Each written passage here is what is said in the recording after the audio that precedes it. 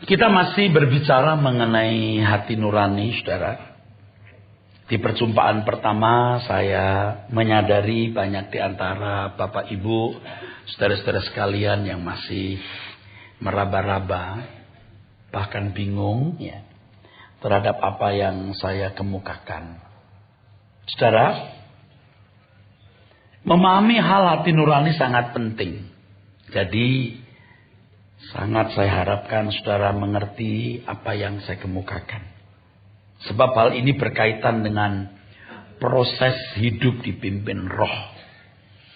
Ini berkenaan dengan sempurna seperti Bapa. Jadi ini jantung dari hidup kekristenan. Ini masalah yang sangat fundamental, saudaraku. Orang yang hati nuraninya terbentuk atau terbangun oleh kebenaran-kebenaran Allah, itu menjadi hati nurani ilahi. Ini prosesnya berpuluh-puluh tahun. Sehingga seseorang akan mengerti kehendak Allah, apa yang baik, yang berkenan, dan yang sempurna. Di sini hati nurani ilahi tersebut sungguh dapat mewakili suara Allah. Dalam segala pertimbangan serta keputusannya akan sesuai dengan apa yang Allah kehendaki.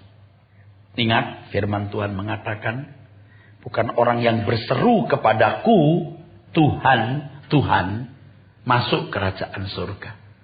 Tetapi orang yang melakukan kehendak Bapa. Melakukan kehendak Bapa, sesuatu yang abstrak. Kalau melakukan hukum jelas, ada rumusan tertulis,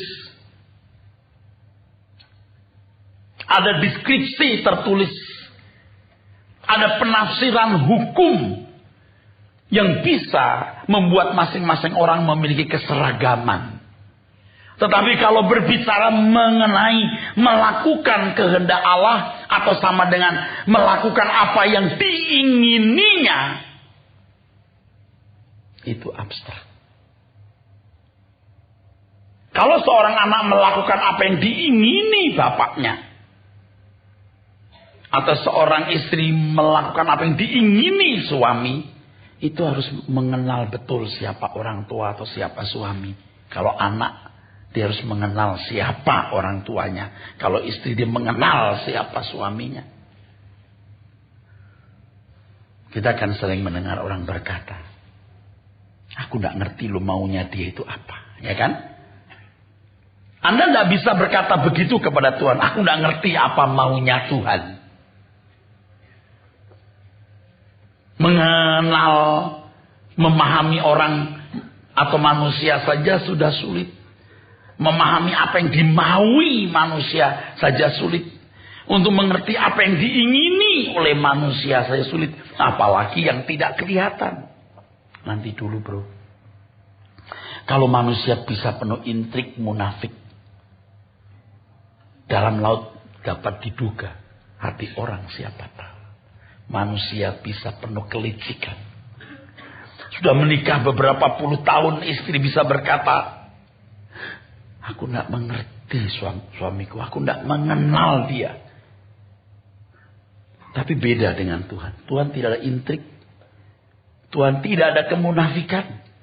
Dia berjanji, siapa yang mencari aku akan menemukannya. Itu berarti kita dimungkinkan mengenal Allah dan memahami apa yang dimauinya. Jadi kalau Alkitab berkata kita harus mengalami pembaharuan pikiran supaya kita mengerti kehendak Allah, apa yang baik, yang berkenan, dan yang sempurna. Itu berarti potensi, saudara, untuk mengerti apa yang diingini Tuhan. Nah, hati nurani, saudaraku sekalian, yang didewasakan akan sampai pada level di mana dia memahami apa yang diingini oleh Tuhan. Dan kemungkinan itu ada sebab Tuhan sendiri yang berkata, berubahlah oleh pembaharuan budimu sehingga engkau mengerti kehendak Allah, apa yang baik, yang berkenan, dan yang sempurna, saudaraku. Mengenai etimologi Atau asal-usul kata hati nurani sudah saya bedah di pertemuan pertama. Rupanya CD-nya belum tersedia di depan, barangkali Selasa depan sudah ada, saudara. Saudaraku sekalian yang kekasih, Allah memiliki kesempurnaan di dalam dirinya. Roh yaitu unsur keilahiannya. Dan kesadaran, kalau di dalam diri kita itu jiwa, telah menyatu sempurna dalam kesucian. Menyatu sempurna dalam kesempurnaan moral. Pada pribadi Allah tidak ada niat jahat sama sekali dan tidak akan dapat berbuat suatu kesalahan. Ia tidak berubah. Tetapi sebaliknya iblis juga memiliki roh yang adalah unsur kehidupan.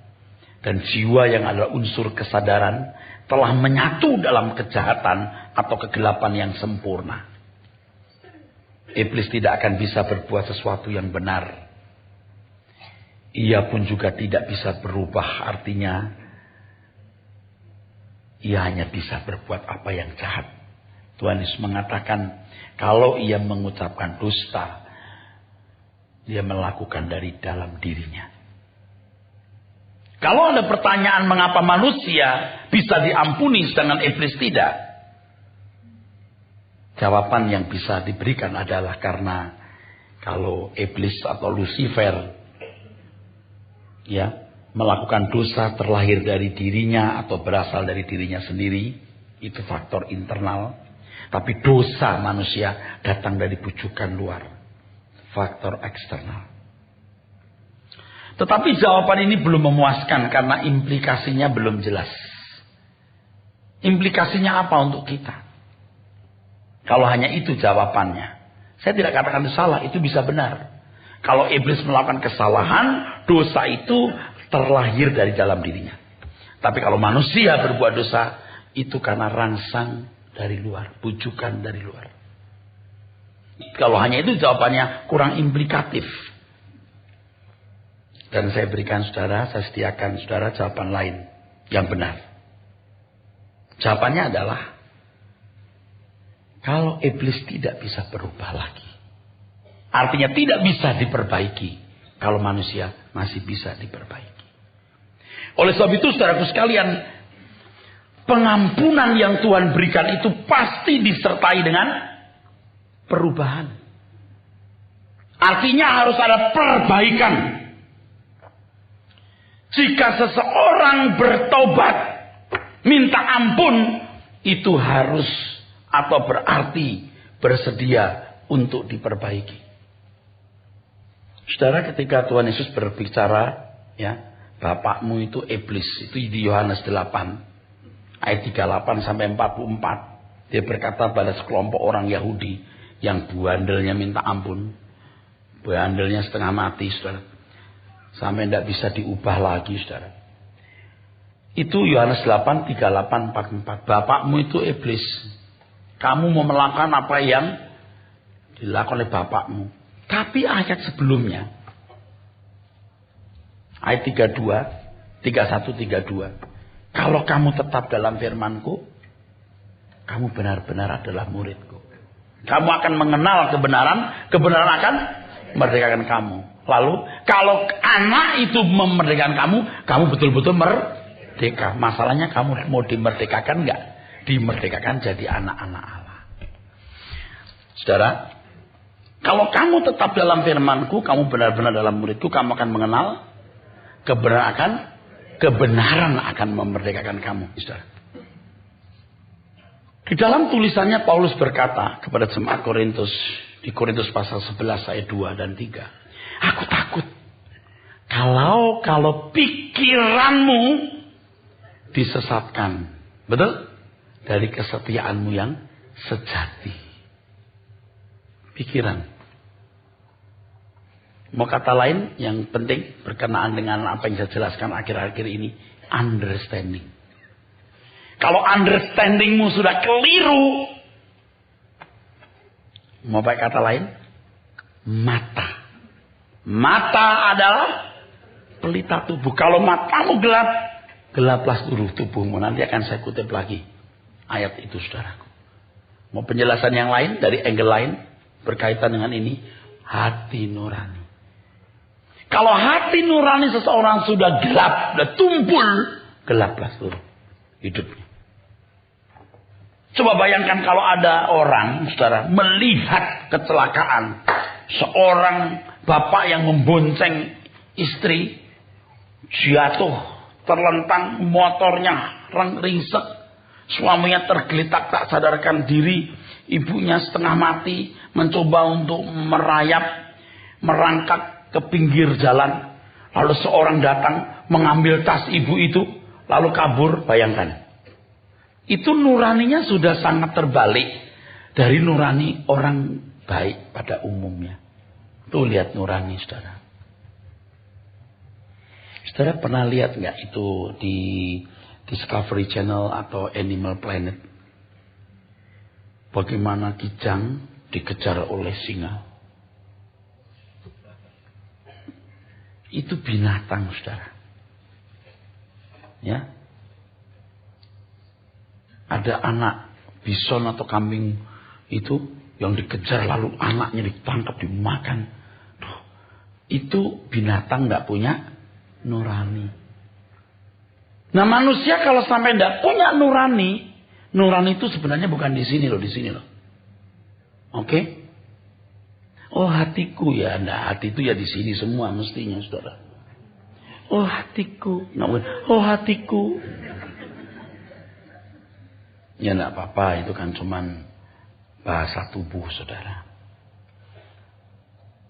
Jadi ketika Tuhan berkata bapakmu itu iblis, kamu melakukan apa yang bapakmu ingin lakukan. Itu orang-orang yang nuraninya sudah gelap. Apa salahku, kenapa kamu bunuh aku? Apa karena aku mengatakan kebenaran? Tuh, gelap. Jangan sampai Anda itu gelap.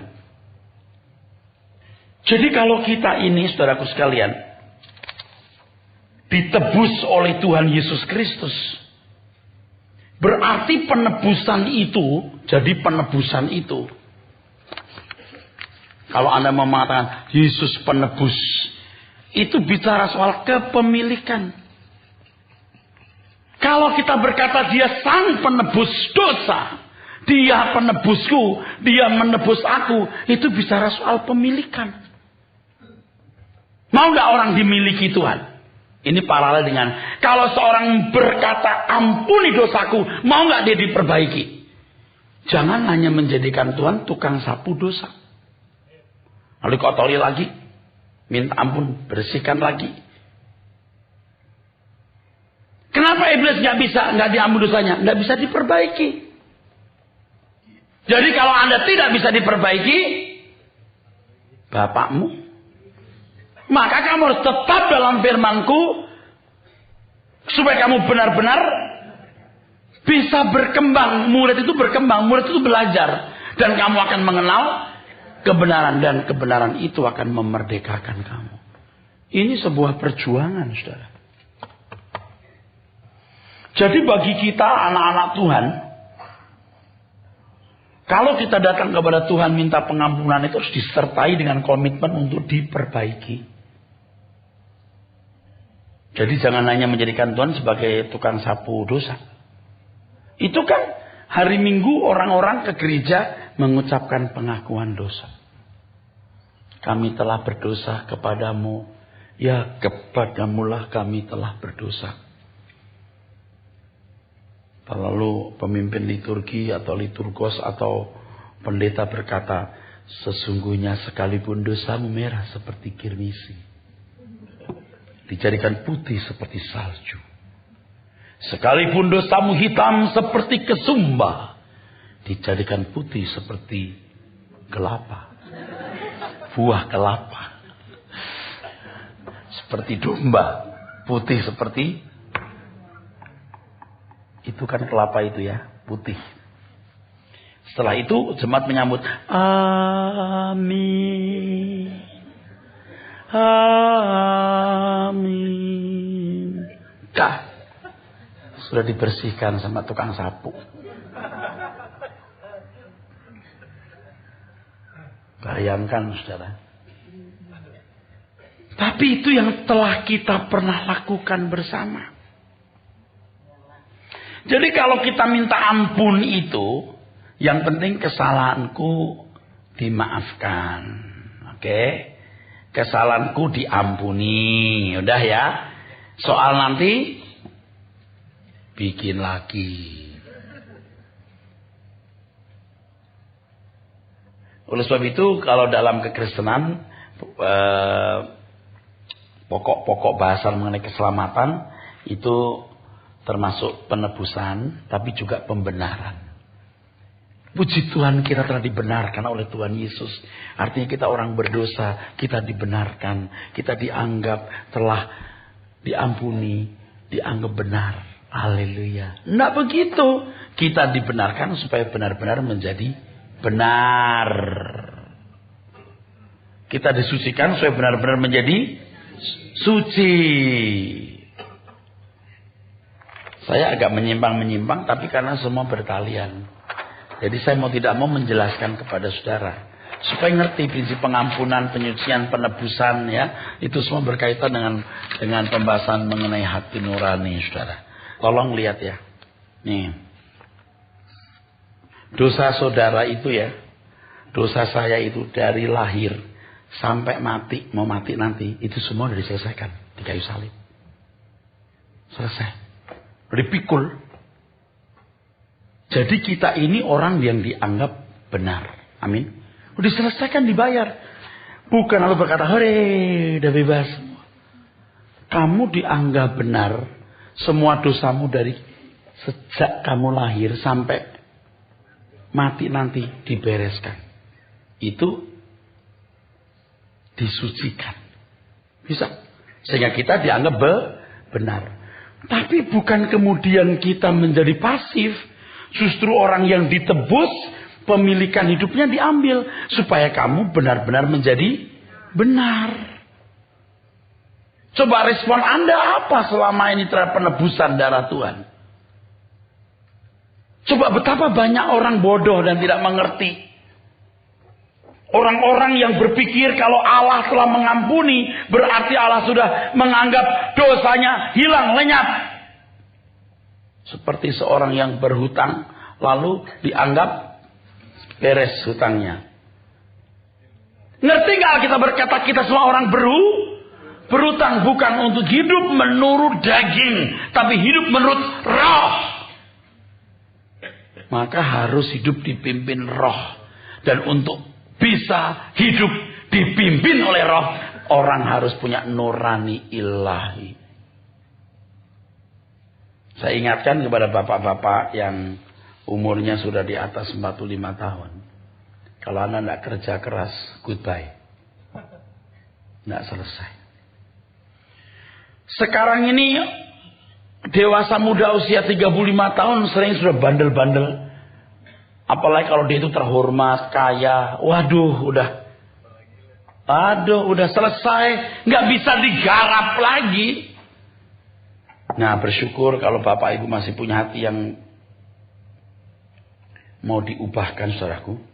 Jadi selama kita masih mau bertobat, masih ada kesempatan diampuni, saudara.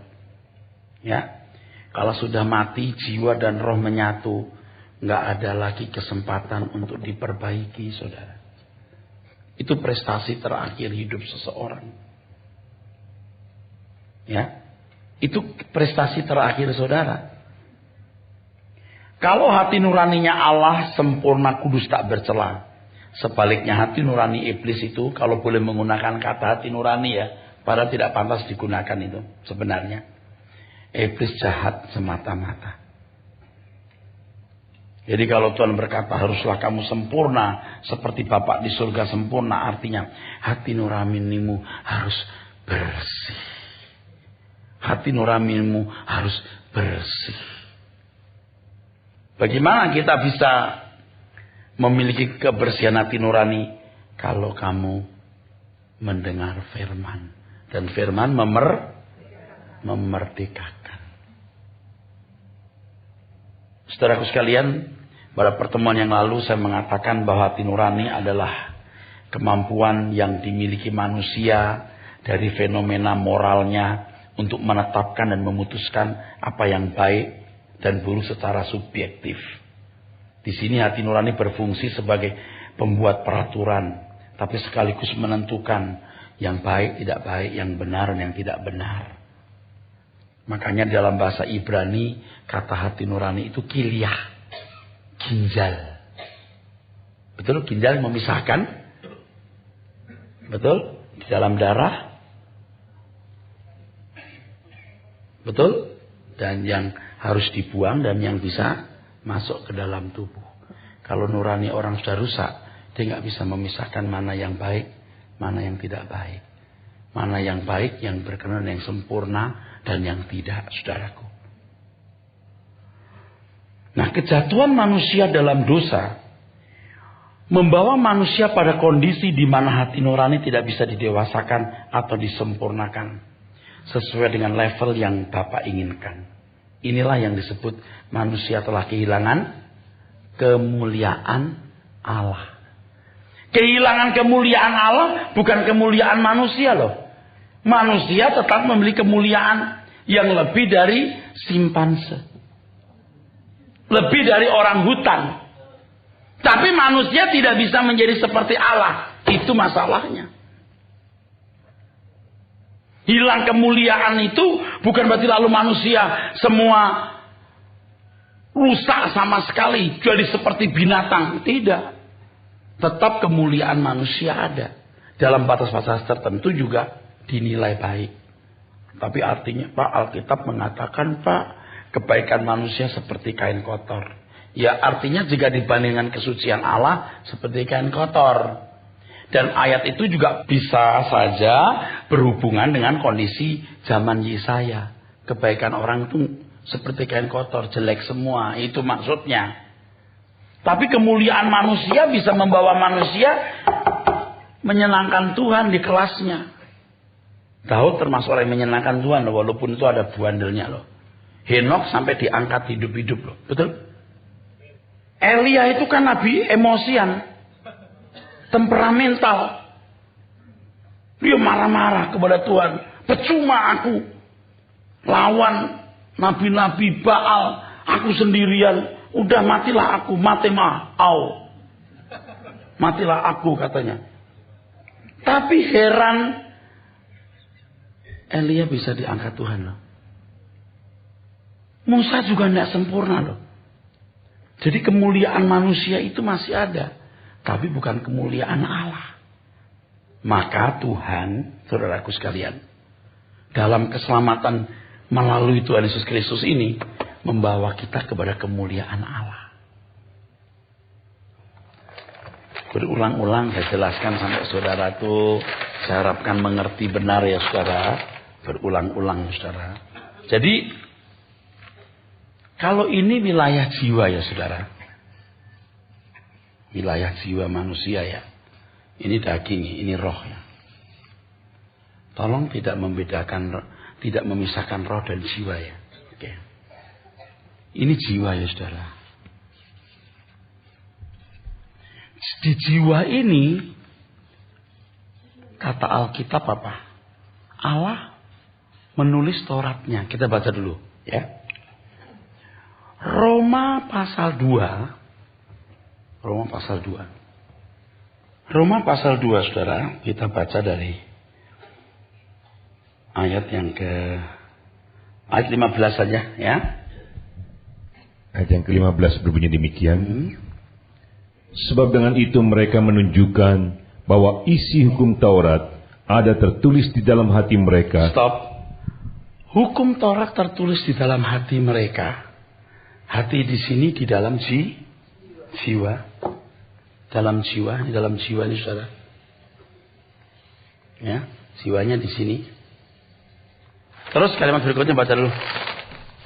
Dan suara hati mereka, suara hati sunaidesis, turut bersaksi, dan pikiran mereka saling menuduh atau saling membela. Yang menarik di sini saudaraku, ya. Taurat itu tidak ditulis di dalam hati nurani loh, di dalam hati. Suara hati itu sunaidesis. Dalam bahasa Yunani suneidesis diterjemahkan suara hati dan hati nurani. Sama. Suneidesis. Nah, bagaimana proses penulisan ini? Saya tidak menyangkal kenyataan bahwa setiap anak lahir itu merekam sesuatu secara sulit dijelaskan. Apa yang diwariskan orang tua dari DNA-nya, dari gennya, dari kromosom, ya. Tetapi pewarisan pengenalan akan Taurat itu dari nenek moyang. Adam menjelaskannya ke Habel. Begini loh caranya.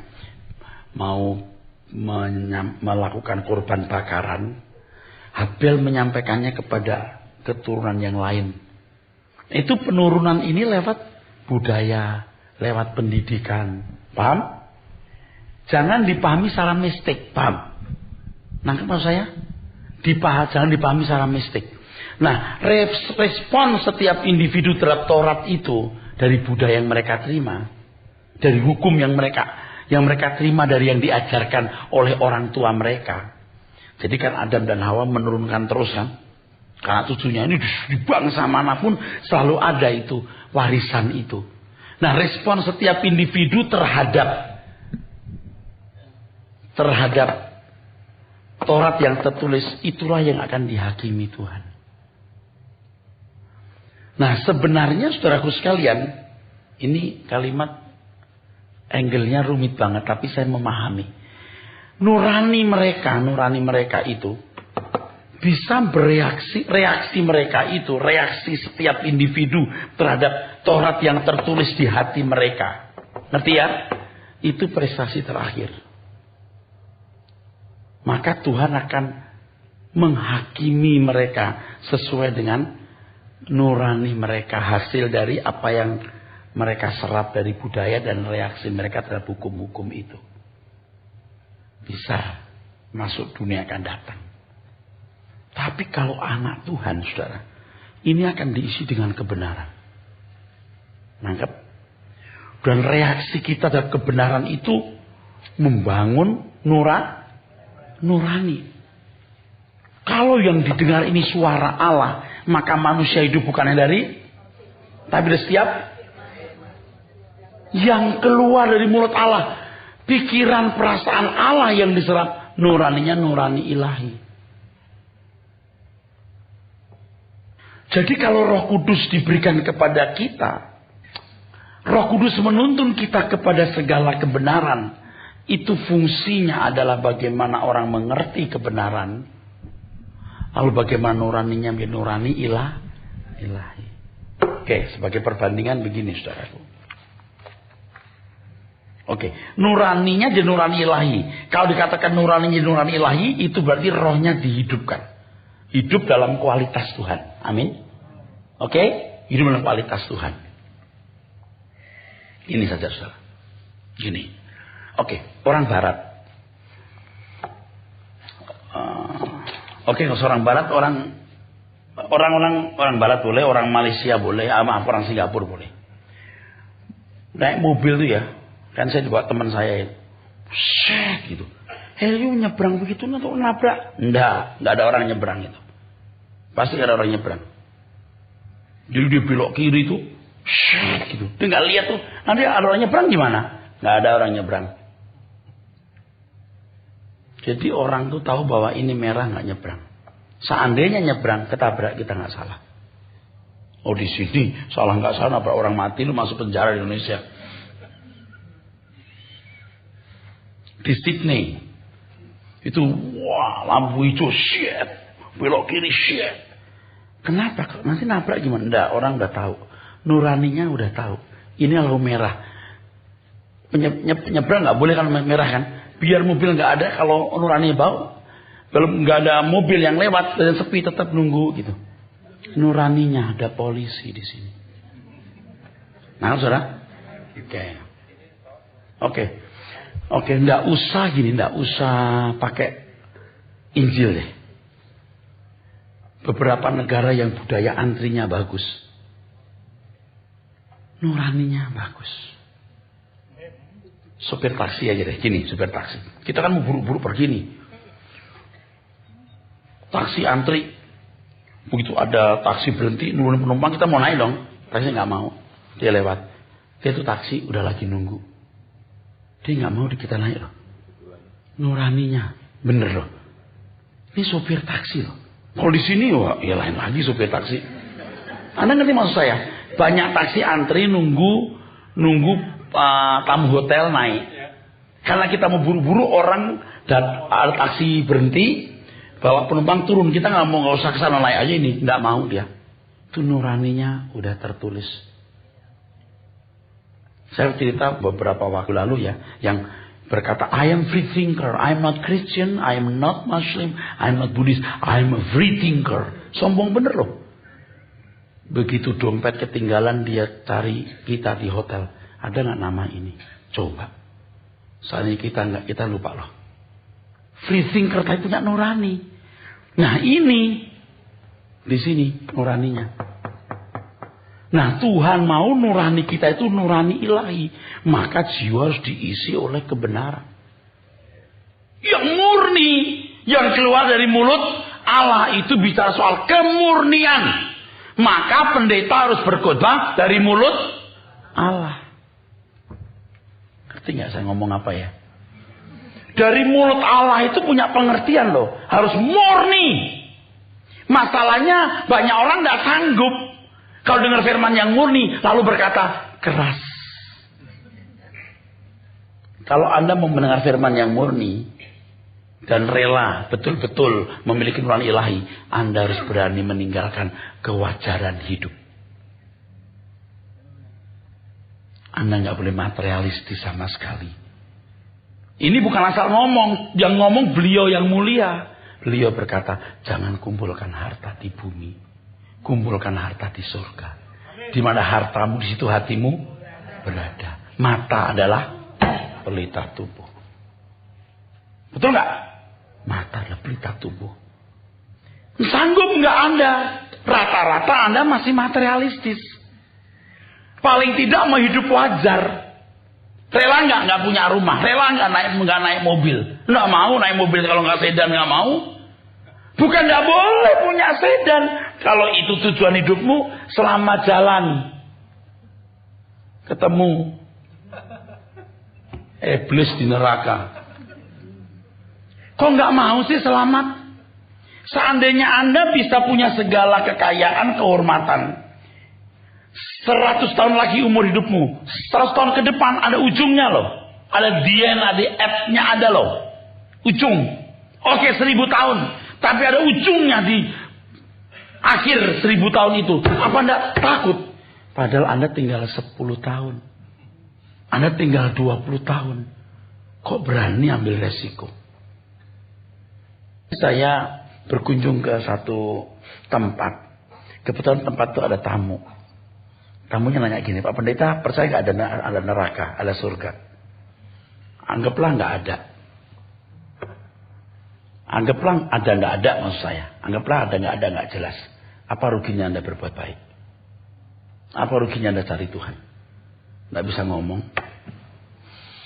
Saya nggak mau jawab. Oh ada, oh nggak usah. Anggaplah nggak ada. Anggaplah nggak ada. Ada nggak ada. Tapi Anda berbuat baik, apa ruginya? Ada tuh cari Tuhan mengenal kebenaran, apa ruginya? Itu hebat loh jawaban itu. Dia nggak bisa ngomong lagi.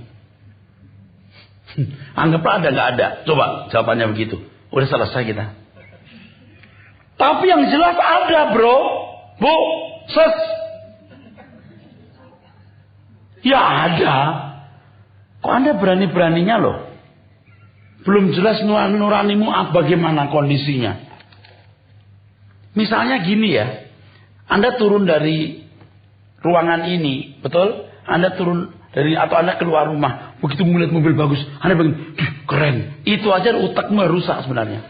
Dari ngomongmu sudah rusak. Kita juga tahu, oh bagus, tapi keren banget.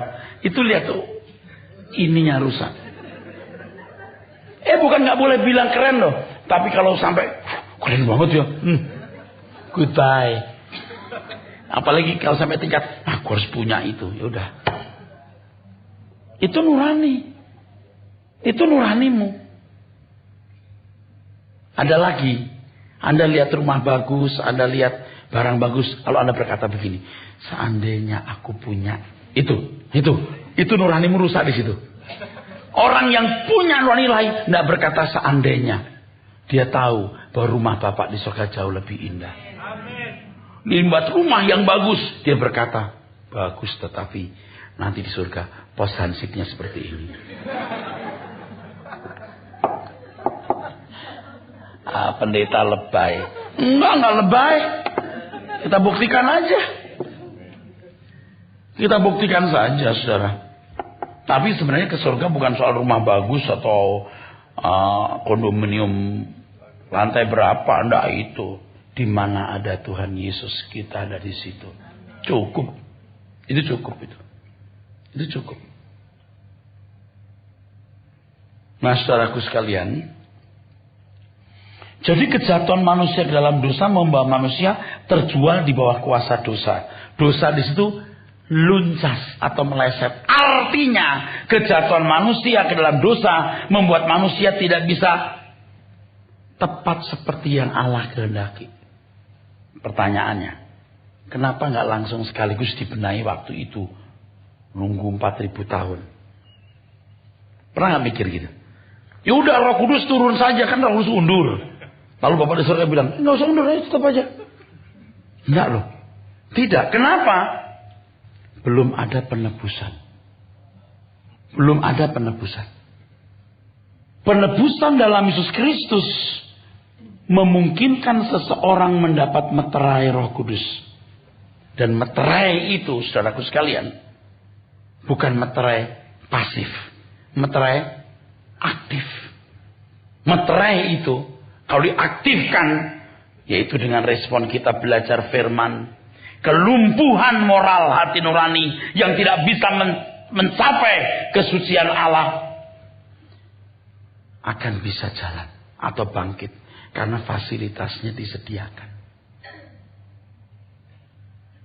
Jadi penebusan itu membuat Allah berhak untuk membuat orang-orang serupa dengan Dia, dan itu yang ditakuti oleh iblis.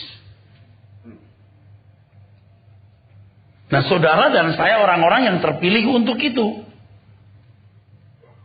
Jadi kalau kita punya kesempatan yang begitu luar biasa, tidak kita gunakan, tidak kita manfaatkan, wah, sia-sia, saudara. Nah, gambar ini akan membantu saudara memahami, ya. Nih, begini, saudara. Terus terang yang satu ini nggak bisa digambarkan sebenarnya. Saya nekat aja ya. Begini, saudara. Ini satu aspek dulu. Satu aspek dulu, ya. Satu aspek dulu, itu dua aspek. Kejatuhan manusia dalam dosa tidak mampu mencapai titik ini. Namanya meleset. Tetapi bukan berarti lalu manusia ada di sini titiknya. Karena Taurat tertulis di dalam hati, orang masih bisa mencapai paling dalam sini. Oke? Dia tidak akan bisa sampai di sini. Nah, keselamatan dalam Yesus Kristus memampukan seseorang sampai sini. Memiliki nurani ilahi. Oke? Satu aspek. Setuju? Nangkap sini. Sesempurna-sempurnanya sampai di sini. Tapi nggak akan sampai di sini. Oke. Aspek yang lain. Anggaplah ini aspek yang lain. Sekarang lupakan yang tadi kita lupakan, setuju? Anggaplah ini titik ini nilainya 100. Apakah orang bisa mencapai 100? 100 itu artinya orang yang baik, yang memaafkan orang lain dan lain sebagainya. Bisa memaafkan orang, murah hati, rela berkorban sampai nilai 100. Apakah orang bisa? Anggaplah bisa. Tetapi dia melakukan berdasarkan nurani yang terbentuk